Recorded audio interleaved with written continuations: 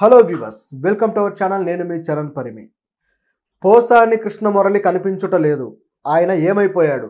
So ఇప్పుడు ఇది ఒక పెద్ద క్వశ్చన్గా బయలుదేరింది.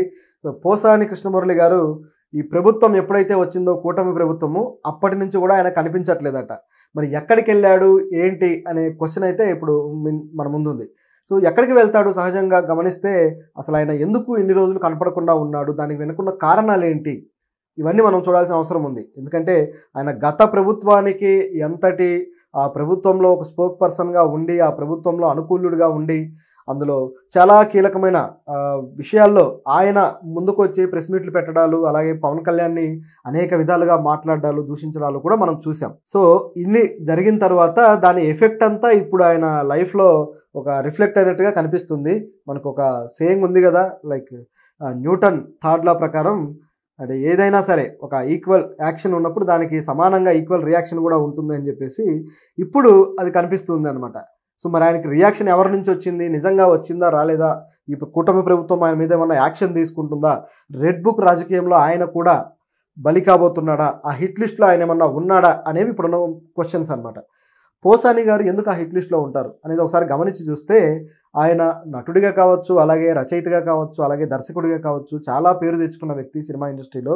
మహామహులైన వాళ్ళకి కూడా ఒక గురువుగా ఆయన వాళ్ళకి విద్య నేర్పి వాళ్ళని రచయితలుగా నిలబెట్టిన వ్యక్తి. సో అంతటి వ్యక్తి, పైగా నిక్కచ్చిగా నిర్మోహమాటంగా మాట్లాడే స్వభావం ఉన్న వ్యక్తి.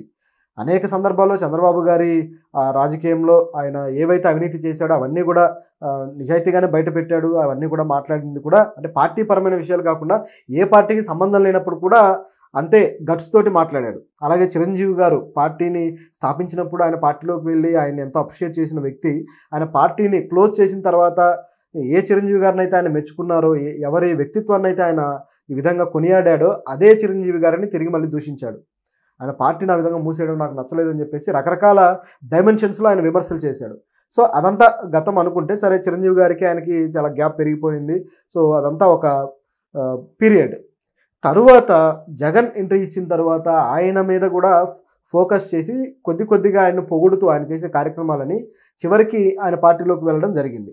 వెళ్ళిన తర్వాత నుంచి ఆయన పార్టీకి సంబంధించిన విషయాలు వదిలేసి, అలాగే పార్టీలో ఏమైనా జరుగుతున్నాయా, లేకపోతే ప్రభుత్వంలో ఏమైనా జరుగుతున్నాయా, లేకపోతే ప్రజలకు సంబంధించి మనం ఎలాంటి సలహాలు ఇవ్వాలి, ఇవన్నీ వదిలేసి ప్రతిపక్షాల మీద దుమ్మెట్టిపోయడానికి రెడీ అయిపోయాడు. సరే, అది కూడా కొంతవరకు ఓకే, పార్టీ తరపున కార్యాచరణలో అది కూడా భాగమే కాబట్టి సరే అనుకోవచ్చు. కానీ అందులో కూడా వ్యక్తిగత విమర్శలు, అది కూడా శృతి మించిన విమర్శలు చేశాడు. అంటే ఆ స్థాయి వ్యక్తి మాట్లాడాల్సిన మాటలు కూడా కాదన్నమాట. ఒక రచయిత అయ్యుండి ఒక బాధ్యతతో మాట్లాడాల్సిన వ్యక్తి కాస్త పవన్ కళ్యాణ్ విషయంలో అయితే ఆయన జనసేన పార్టీ పెట్టినప్పుడు నిజానికి మొట్టమొదటగా ఆయనకు వెల్కమ్ చెప్పే ఆహ్వానించింది కూడా పోసాని గారే జనసేన పార్టీ పెట్టినప్పుడు. కానీ ఆ తరువాత అన్ని రాజకీయ సమీకరణాలు మారిపోయాయి. ఆయన అయితే పోటీ చేయలేదు, చంద్రబాబు గారికి మద్దతు తెలిపాడు. ఆ తర్వాత మళ్ళీ పోటీ చేసి ఓడిపోయాడు. సో ఇవన్నీ చూసిన తర్వాత పవన్ కళ్యాణ్ అసలు రాజకీయపరమైన స్ట్రాటజీ ఏంటి, ఆయన ఐడియాలజీ ఏంటి, కాసేపు కమ్యూనిస్టులతో కలిసి ఉంటాడు, కాసేపు చేగువేరా అంటాడు, కాసేపు బీజేపీతో మద్దతు అంటాడు, ఇట్లా రకరకాలుగా సాగిస్తున్నాడు, ఈయనకంటూ ఒక సొంత సిద్ధాంతం అనేది ఉందా అని చెప్పేసి ఆ ప్రశ్నలు బయట అనేక మంది మేధావుల నుంచి వచ్చాయి, అలాగే పోసాని నుంచి కూడా వచ్చాయి. అయితే పోసాని అక్కడితో ఆగకుండా ఇంకాస్త డీప్గా వెళ్ళిపోయి ఆయన వ్యక్తిగత విషయాల్లో, ఆయన పెళ్ళిళ్ళ విషయం కావచ్చు, ఇవన్నీ కూడా మాట్లాడాడు. పవన్ కళ్యాణ్ ఇట్లా ఆయనకు 3 పెళ్ళిళ్ళు కాదు 4 పెళ్ళిళ్ళు, అసలు 4 పెళ్ళి కూడా నాకు తెలుసు, అదేంటో దాని కథ ఏంటో అని చెప్పేసి మాట్లాడాడు. దాంతోపాటు పవన్ కళ్యాణ్ ఎంత దారుణంగా ఉంటాడంటే ఒక పుల్లకు చీర కట్టినా చూస్తాడు అంటూ కాస్త జుగుప్సాకరమైన మాటలు కూడా ఉపయోగించాడు. సో ఇది ఇక్కడ కాస్త బాధాకరమైన విషయం. రాజకీయాలు అనేవి ప్రజలకు సంబంధించిన ఇంట్రెస్ట్తో మీరు రాజకీయాల్లోకి వచ్చారు. ప్రజలకు ఏదైనా మంచి పరిపాలన అందించాలి, ప్రజలకు ఏదైనా మంచి చేయాలని మీరు పర్సనల్గా తిట్టుకోవడం ఎందుకు? అంటే మీరు అధికారాల కోసమా లేకపోతే దేనికోసం అనేది అక్కడ క్వశ్చన్. సో ఇంత అసహ్యంగా ఆయన మాట్లాడడం జరిగింది. దీని తరువాత పోసాని గారికి కొద్దిగా అవకాశాలు కూడా తగ్గుతూ పోయాయి. అలా తగ్గిన తర్వాత పోసాని గారిని ఇదే విషయం కొన్ని మీడియా సంస్థలు అడిగితే ఆయన దానికి కూడా సూటిగా సమాధానం చెప్పలేకపోయారు. ఇట్లా మెగా ఫ్యామిలీలో దాదాపు 8 మంది హీరోలు ఉన్నారు, అట్లాగే వాళ్ళని అభిమానించే వేరే హీరోలు కూడా ఉన్నారు. సో వీళ్ళందరి సినిమాల్లో మీకు అవకాశాలు పోయాయా? డైరెక్టర్లు కూడా మెగా ఫ్యామిలీ హీరోలతో సినిమాలు తీస్తుంటారు కాబట్టి, వాళ్ళు కూడా చిరంజీవి గారి అభిమానులు ఎంతోమంది డైరెక్టర్లు ఉన్నారు కాబట్టి, వీళ్ళందరూ మిమ్మల్ని పక్కన పెట్టేశారా, కాబట్టే మీరు టీవీ సీరియల్స్లో నటిస్తున్నారా అని చెప్పేసి ఈ మీడియా ప్రతినిధులు క్వశ్చన్ చేశారు. ఇలాంటి క్వశ్చన్ వచ్చినప్పుడు పోసాని గారు ఎలాంటి సమాధానం చెప్పాలి? ఆయన స్కిల్స్ని బట్టి లేదా ఆయన అవసరాన్ని బట్టి సినిమాల్లో తీసుకుంటారు, లేకపోతే లేదు. నిజానికి చాలా సినిమాల్లో ఆయన కమెడియన్గా మెగా ఫ్యామిలీ హీరోల సినిమాల్లోనే అద్భుతంగా పర్ఫామ్ చేశాడు. చిరంజీవి గారు 150లో ఉంటాడు, 150 సినిమాలో. అలాగే అల్లు అర్జున్ తోటి రేసుగుర్రం కావచ్చు, ఆ సినిమాలో అద్భుతంగా చేశాడు. అలాగే పవన్ కళ్యాణ్ తోటి కొన్ని సినిమాల్లో కాంబినేషన్ ఉంది. అలాగే రవితేజ గారి సినిమాల్లో మంచి కాంబినేషన్ పడింది. సో ఇట్లా చాలా సినిమాల్లో మంచి కాంబినేషన్ అయితే ఆయన చేశారు ఆ హీరోలతోటి. కానీ వరుణ్ తేజ్తో కూడా ఓ సినిమాలో. సో ఇట్లా చేసిన వ్యక్తి వివి వినాయక్ సినిమాలో ఎప్పుడు కూడా పోసానికి మంచి క్యారెక్టర్ పడుతూ వస్తుంది. అసలు పోసానిని ఒక కమెడియన్గా ఆయనకు ఒక స్టార్డమ్ తీసుకొచ్చిన వ్యక్తి అంటే వివి వినాయక్ గారే. ఆయన మెగా కాంపౌండ్ డైరెక్టరే. ఏదైతే ఆ నాయక్ సినిమాలో ఏదైతే ఆ ఇండియన్ మెంటాలిటీ మీద ఒక సీన్ ఉంటుంది, కామెడీ సీన్. సో అది అద్భుతంగా పేలి పోసాని గారికి ఒక బ్రేక్ అనేది వచ్చింది ఆయన కెరీర్లో.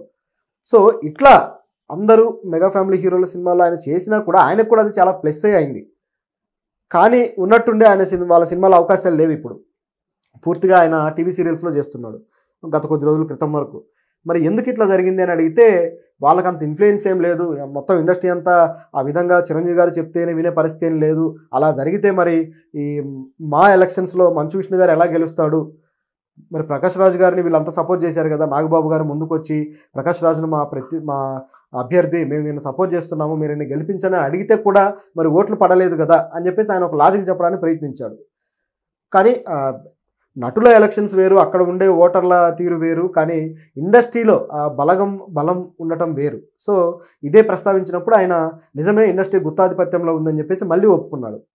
సో ఆ గుత్తాధిపత్యంలో నడుస్తుంది అని చెప్పేసి, అంటే ఒక రకంగా ఈయనకు అవకాశాలు పోవడానికి కారణం మెగా ఫ్యామిలీ హీరోలే అనేది డైరెక్ట్గానో ఇండైరెక్ట్గానో ఆయన ఒప్పుకున్నాడు. అంటే మొదట దాన్ని ఖండించడానికి చూశాడు. కారణం ఏంటంటే వాళ్ళకంత సీన్ లేదు అని వాళ్ళని ఆ విధంగా ఎక్స్పోజ్ చేయడానికి. చివరికి మళ్ళీ అది వర్కౌట్ అవ్వకపోయేసరికి లేదు వాళ్ళ వల్లే, ఆ గుత్తాధిపత్యం వల్లే పోయిందని చెప్పేసి మరో రకంగా రియాక్ట్ అయ్యాడు. అంటే వైసీపీలో ఉన్న సినిమాలకు సంబంధించి ఎవరైతే కాస్త అనుబంధం ఉండే ఎక్స్పీరియన్స్ ఉన్నదో వాళ్ళందరూ కూడా ఇదే తరహా మాటలు చెప్తూ వచ్చారు. అంటే మెగా ఫ్యామిలీ హీరోలు పొగిడితేనే అవకాశాలు అన్నట్టుగా.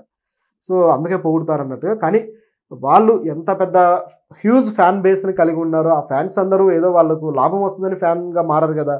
సో వాళ్ళకి నచ్చితేనే కదా ఫ్యాన్ అవుతారు. సో చాలామంది వాళ్ళని ఇన్స్పిరేషన్గా తీసుకొని కూడా ఇండస్ట్రీకి వచ్చిన వాళ్ళు ఉన్నారు. ఆ వచ్చిన వాళ్ళే ఇప్పుడు తిరిగి వాళ్ళకి సపోర్ట్ చేస్తున్నారు. అది రాజకీయ రంగం కావచ్చు, మరో రంగం కావచ్చు. సో ఇట్లా ఇండస్ట్రీలో ఆ పరిస్థితి ఉంది. కాకపోతే ఈయన చేసిన విమర్శలకి ఇక వ్యాలిడేషన్ లేకుండా పోయింది. ఎందుకంటే అట్లా ఆయన తన మాటల్లో కాస్త వాచాలత్వాన్ని చూపించుకొని అది కోల్పోయాడు అనమాట. సో ఇది ఇక్కడ జరిగిన సంఘటన అయితే. ఇవన్నిటికీ సంబంధించిన రియాక్షన్ అయితే ఇప్పుడు స్టార్ట్ అయిపోయింది. కూటమి ప్రభుత్వం వచ్చిన తర్వాత చాలా రోజులుగా పోసాని గారు కనిపించట్లేదు మీడియాలో. సో ఎందుకు కనిపించట్లేదు అనేది చూసి కొంతమంది ప్రయత్నించినా కూడా ఆయన మరి ఇంట్లో ఉన్నారా లేకపోతే వేరే ఎక్కడన్నా ఉన్నారా అనే డౌట్ అయితే వచ్చింది. దానికి సమాధానంగా మనకేం తెలుస్తుందంటే ఆయన వేరు వేరు ఏరియాల్లో వేరు వేరు ఊర్లకు వెళ్ళి తిరుగుతూ ఉన్నాడట. ఎందుకంటే ఇక్కడికి వస్తే ఇక్కడ తన ఇంటి మీద మళ్ళీ దాడి జరగవచ్చు, ఆయన ఫ్యాన్స్ కావచ్చు అట్లా, లేదా ప్రభుత్వం ఏదైనా యాక్షన్ తీసుకోవచ్చు, ఏదో కేసులో పెట్టచ్చు అని. ఎందుకంటే ఆల్రెడీ